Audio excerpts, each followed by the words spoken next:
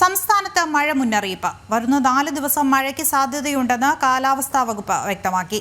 നാളെ പാലക്കാട്, എറണാകുളം, വയനാട് ജില്ലകളിൽ yellow alert നൽകിയിട്ടുണ്ട്. വ്യാഴാഴ്ച 7 ജില്ലകൾക്കും മുന്നറിയിപ്പ് നൽകി. വിവരങ്ങളുമായി തിരുവനന്തപുരത്ത് നിന്ന് രശ്മി കാർത്തികയുണ്ട്. രശ്മി, 4 ദിവസത്തേക്കാണ് സംസ്ഥാനത്ത് പരക്കെ മഴ ലഭിക്കുമെന്ന് ഇപ്പോൾ മുന്നറിയിപ്പ് നൽകിയിരിക്കുന്നത്. എന്തൊക്കെയാണ് വിശദാംശങ്ങൾ?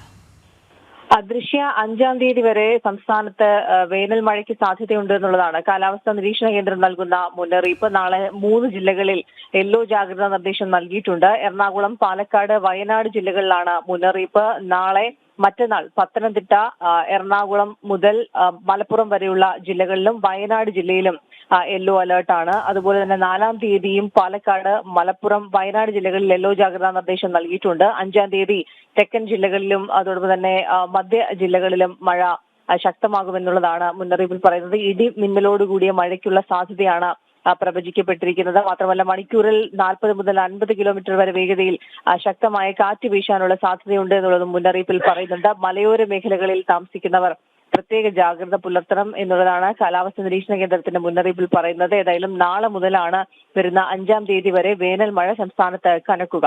ദൃശ്യം.